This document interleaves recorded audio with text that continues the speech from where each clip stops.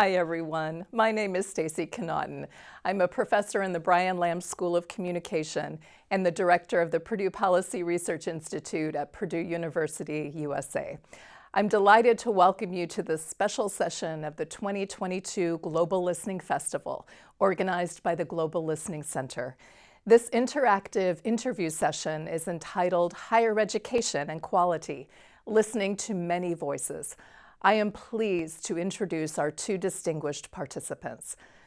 Dr. Judith Eaton is the founding president and president emeritus of the Council for Higher Education Accreditation, an institutional higher education membership organization in the United States that provides national coordination of accreditation throughout the country and engages with quality assurance organizations worldwide.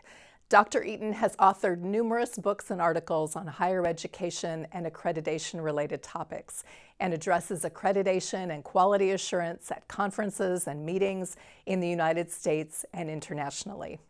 She continues to live and work in Washington, D.C., consulting, writing, and serving on various higher education boards.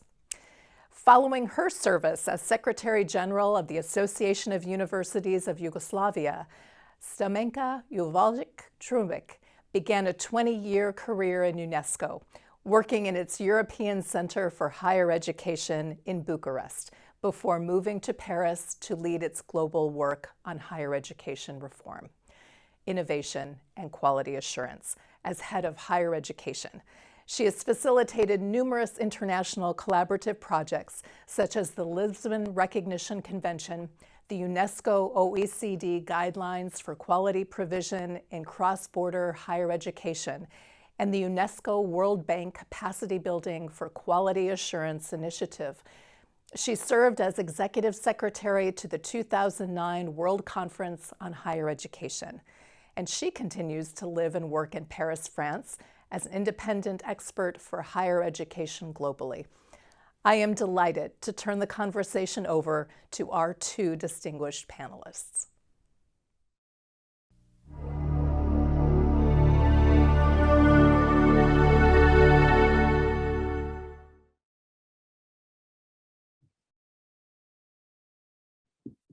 Hello, Judith Eaton. Good morning. Good afternoon. How are you? I'm fine, Stamenka Uvalić-Trumbić. How are you? Fine. It's nice to connect in this way. It's evening in Croatia, where I'm now, although you know I live in Paris. That's where I live and work. So I'm very pleased that we're doing this interactive interview for the Global Listening Center for their for the launch of their listening festival. And let me start with some questions. May I? Of Go course. ahead. Yes. Okay, so Judith, you spent many years in accreditation. So could you tell me, first of all, since academic accreditation is taken seriously in most universities globally, research is conducted, faculty discussions are held, reports are written, all this in hope that the granting agency will accredit the university positively. How is listening part of this process? And what role does listening play in gathering information and establishing relationships that contribute to a successful accreditation process? Well, hello again, Stamenka, and thank you for the question. You're quite right. Accreditation is taken very seriously by universities around the world. And in reflecting on this issue of listening, listening is at the core of accreditation. Let's remember that accreditation is about peer review. It's academics reviewing academics, colleagues attempting to assist one another.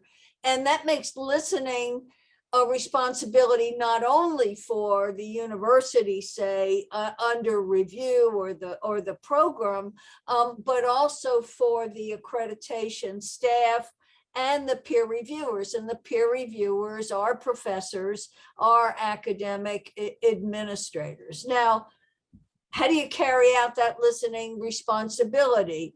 The way I frame it is that each party needs to take off or put in perspective its own cognitive and emotional lenses. What this means is, don't assume everybody thinks like you. Don't assume everybody shares your values or would make your judgments, and listen to where the other party is coming from. Hear them, understand when, oh, that professor's has a different set of assumptions from me, or that accreditor is looking at this very differently than I do. Recognize those differences, recognize that there are multiple lenses when it comes to hearing and listening.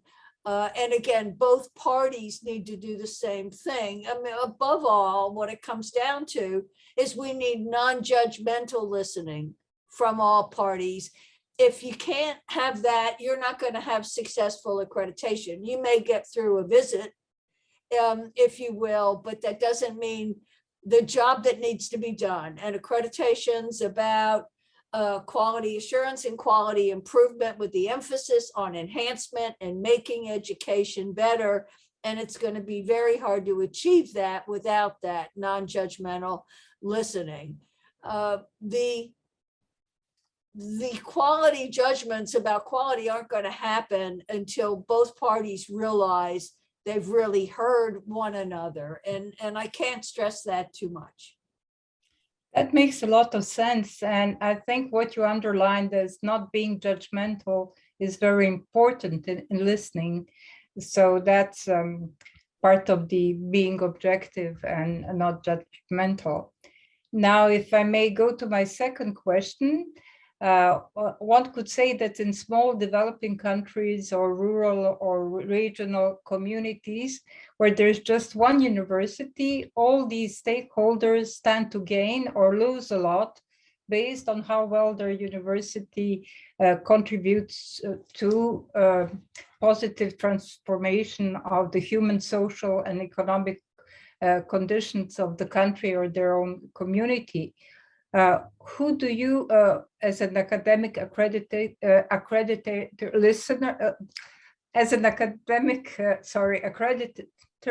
who do you listen to the most and why in such situations? Well, Stamenka, if I might, it's reframe the question just a little bit at the end there, because as I was reflecting on this, once you sent me the question, I think the issue is focused on, for what do you listen? For what do you listen? Yes, it's important from whom it comes, but for what do you listen?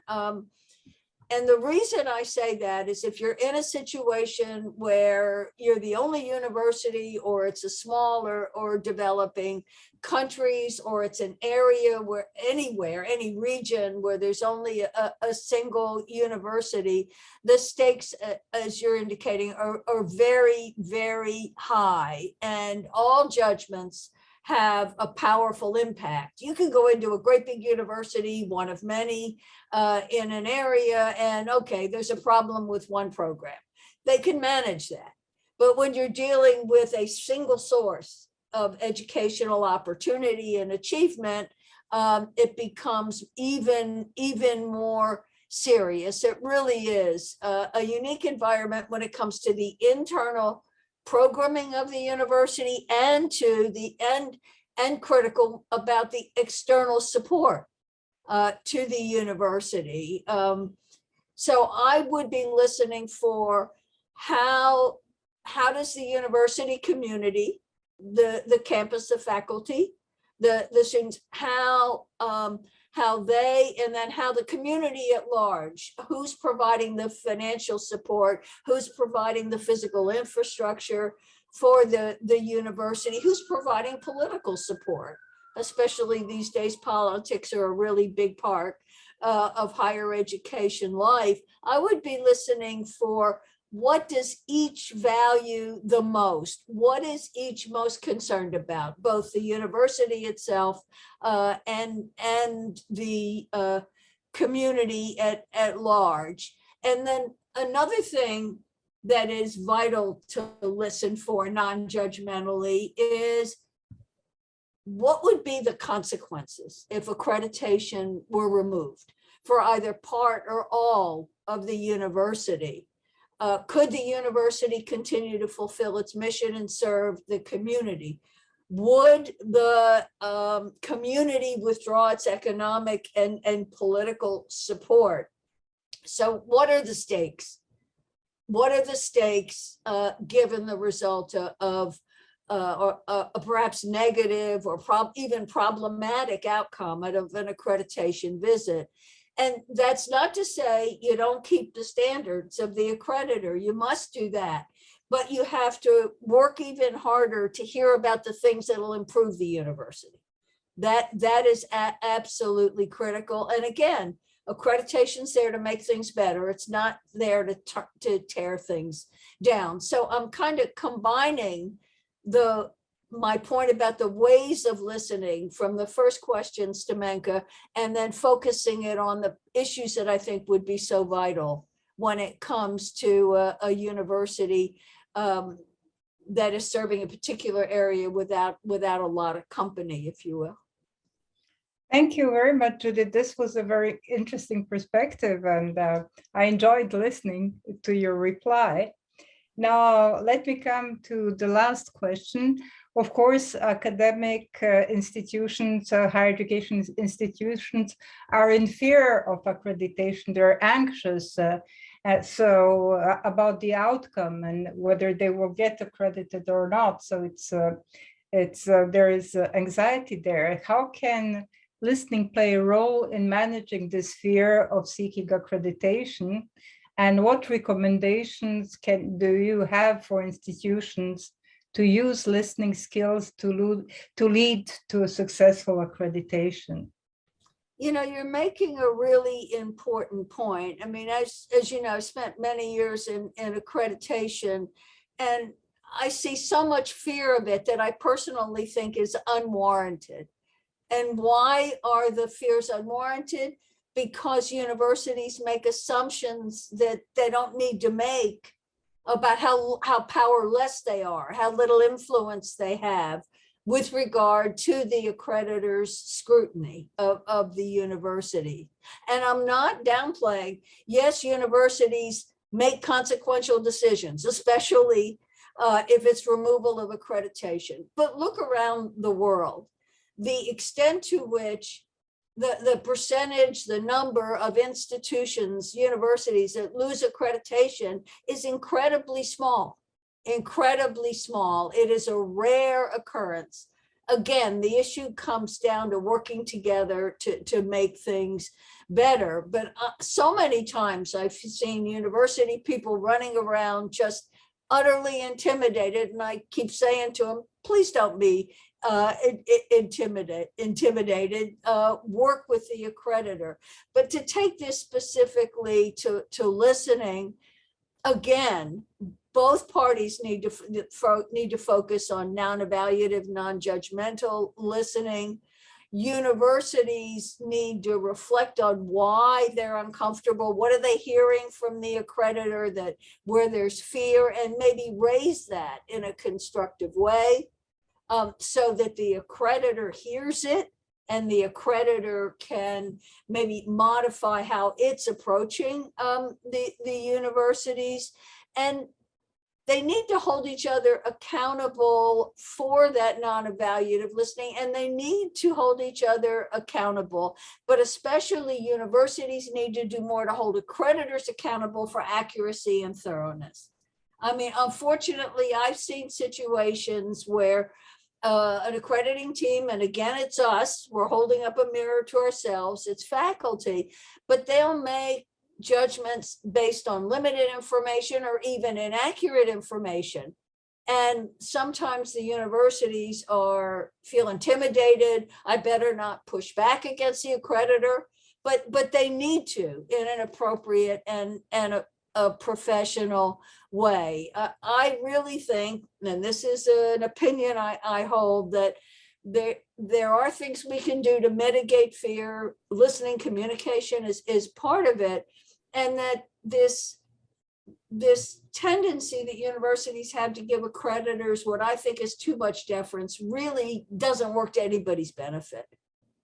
And I would hope university people would reflect on that.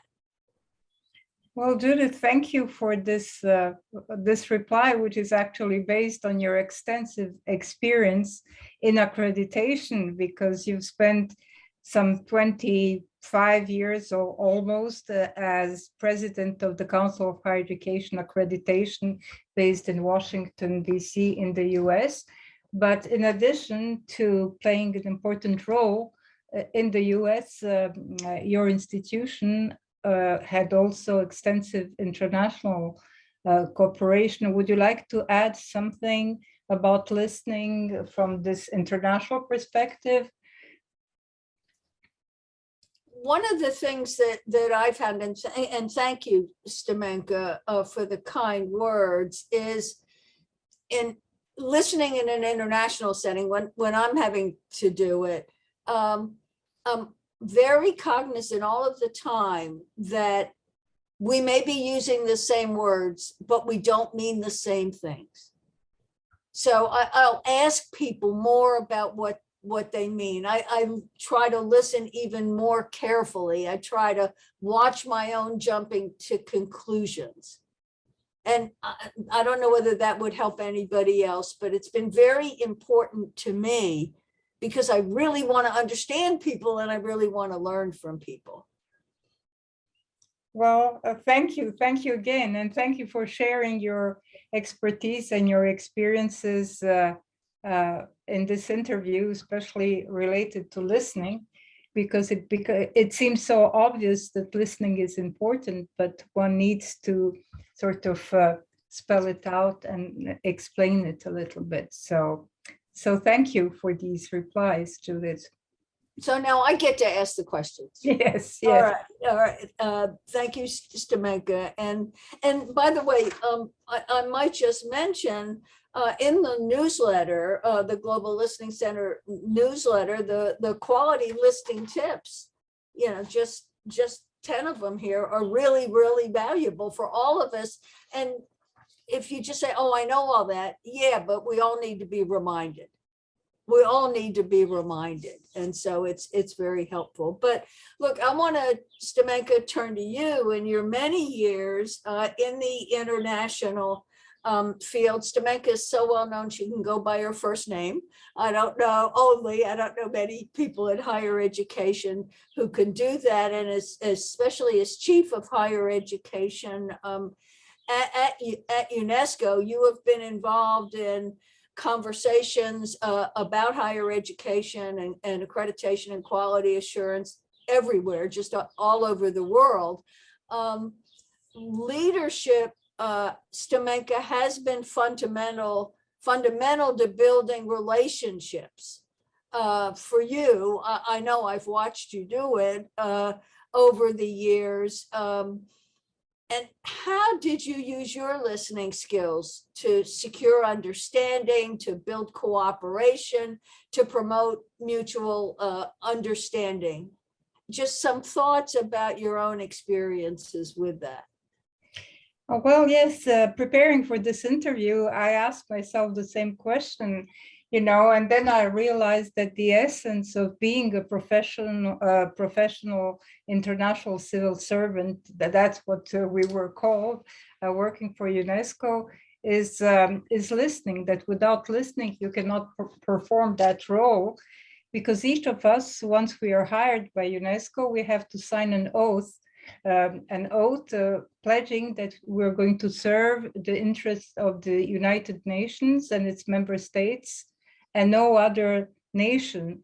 And this is, and what does this mean in practice? That that whatever you do or whatever project you're responsible for, you have to listen to these many voices of the 193 member states around the world that are members of UNESCO, even when you're not in agreement with them, even if your own personal values and opinions are somewhat different, you need to reach a consensus. You need to bring all these voices together in order to achieve the result through listening, to trying to find a compromise to reach a consensus. Now, I have to admit that not all of my colleagues respect this oath, but for me it was very important. And often you have political interferences through national delegations and from national authorities, and some colleagues go regularly to their national delegations and takes instructions from them. So listening is very important, but it is also extremely important if you're in an international organization to make a good judgment whom you're going to listen to and how you're going to listen if you really want to fulfill this important role and to do justice to the ideals of UNESCO and the United Nations. I hope. I will give you an example of what I have just said.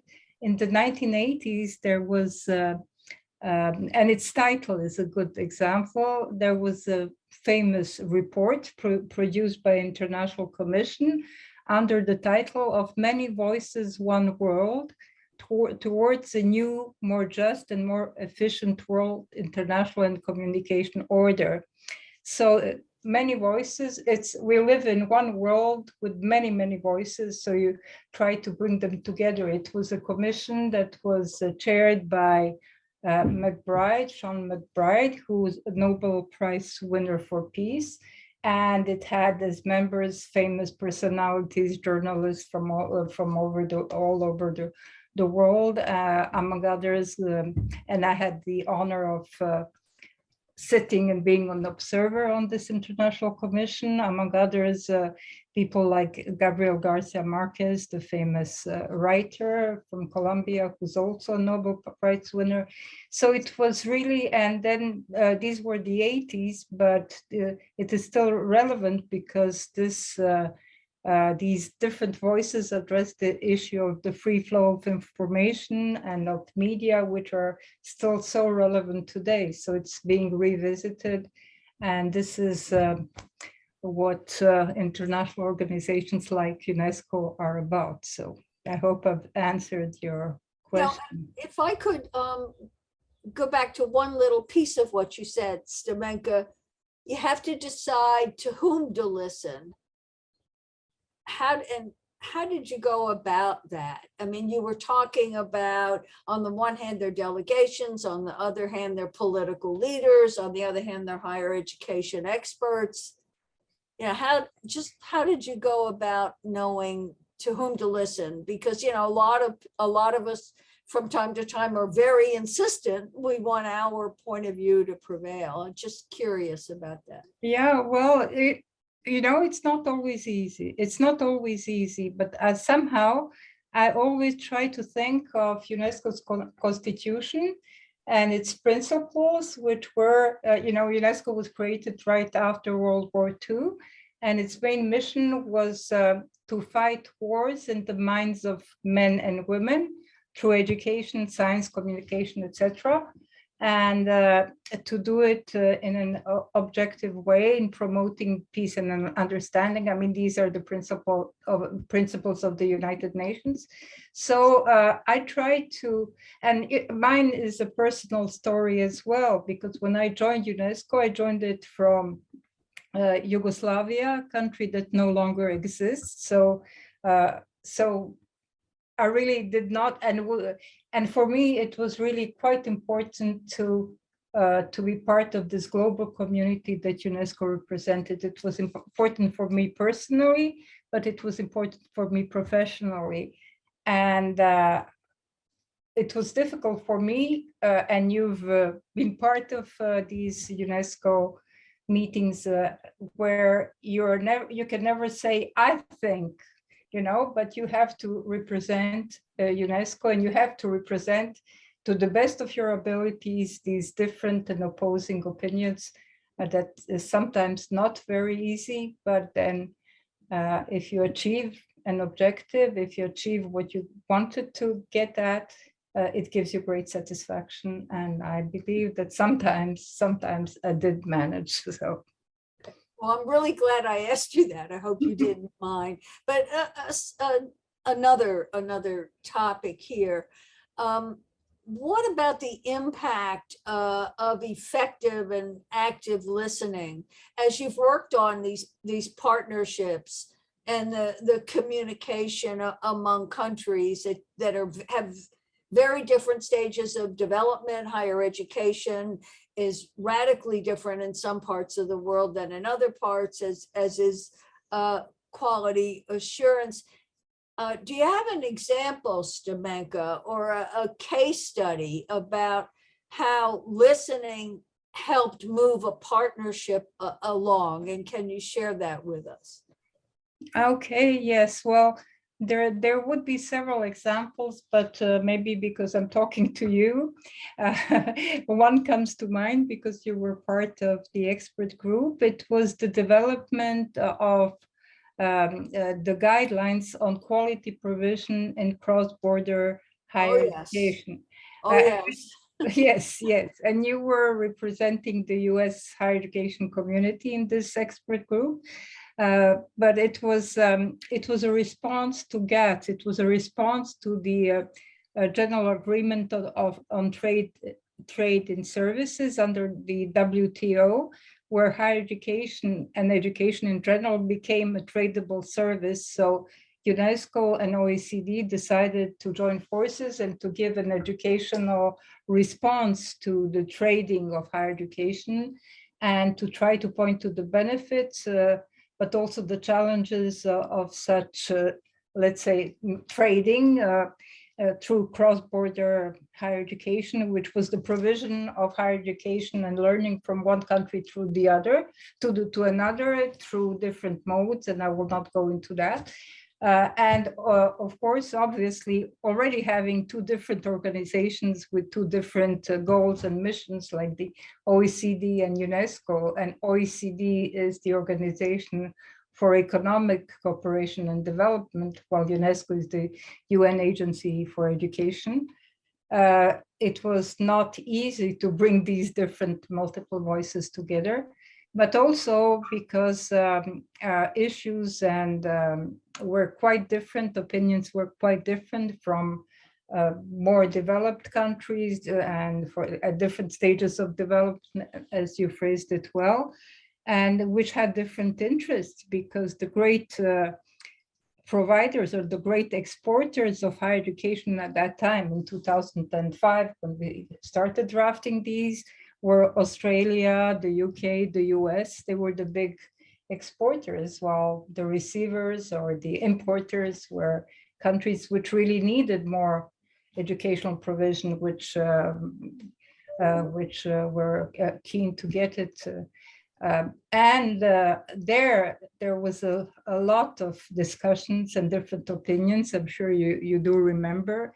We even had to change the terminology, not to use exporters and importers of higher education, but receivers and providers, not to use a trade or economic jargon.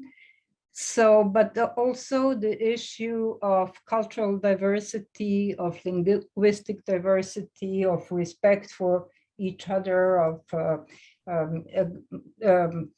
exchanges, etc., were very important. So it was an interesting, and it was really an interesting project. And these guidelines, although they go back to 2005, are still quite relevant, and are still relevant. And in the meantime, cross-border higher education has grown. It has focused more on this quality provision rather on financial benefit, which sometimes it had as a negative element, but also is being used for geopolitical power, such as China opening universities in Hungary or Serbia. But the exporters, the providers are also much more diversified. You have France, you have Qatar, you have Dubai, in addition to China. You have many more providers than you had in 2005. So yes, so on this particular case study, as you call it, it was also interesting in the negotiations, this debate at highest level, at the political level, whether these guidelines would be a legal instrument, so international law, or they will be just guidelines and recommendations to countries to use them as they wish, so that was a big debate. And of course, the exporters, the countries such as Australia or the UK or the US wanted them to be soft law, while the countries that really needed quality higher education from abroad really wanted stricter guidelines, stricter instruments, because they needed it to change their national legislation. So anyway, they were not adopted as a legal instrument, they were adopted as guidelines, but did have an impact. And so I think it's a success story, and thank you, Judith, for contributing to it. Thank you for doing it. I think maybe one of the key parts of that relates to what you said at the beginning, and that is bringing UNESCO and OECD together to do the project, given the different, very important missions of each of the organizations. No, I do recall that. I do recall how vital listening to one another was, and I do recall that all of us trying to listen carefully and non-evaluatively enabled us to move forward versus wind up in conflict and not making progress. And as you say, to this day, the cross-border guidelines are very, very influential in worldwide higher education. My final question, Stamenka, and this is changing the subject. If you listen closely to the narrative, what is being discussed or not discussed in higher education, it seems that economic and political factors are really, really prominent. And we're talking far less these days, at least right now, about higher education's core values. Is there some kind of a threat here to our core values, or even some kind of a challenge? And what do you see as the global trends, and anything you could say about the role of listening in that would be helpful? Yes, here again, listening is really of the essence, because when you speak about values, you have the level of declarations, big declarations, and the global trends. The global trend now is, of course, especially for UNESCO, but also for higher education institutions around the world, are the 2015 Sustainable Development Goals, which for the first time, unlike the Millennium Development Goals of 2005, were they? I forget now, yeah. They finally acknowledged the role of higher education as an element of social and economic development, and are given a prominent place, especially in the goal number 4, which calls to ensuring an inclusive and equitable quality education and promote lifelong learning opportunities for all. And the target by the year 2030 is to provide equal access for all women and men to affordable, quality, technical, vocational, and tertiary education, including university. Now, that's a very important goal, although higher education has been, it has been proclaimed that higher education can contribute to all the other goals of the Sustainable Development Goals. But generally speaking, in the framework of this, providing higher education to all, which is affordable, of quality, etc., throughout life. There is an insistence on social equity and justice in higher education, and the importance of values in higher education are increasingly highlighted because there is a crisis in trust in public institutions, trust that needs to be regained, which is something that is very much debated these days.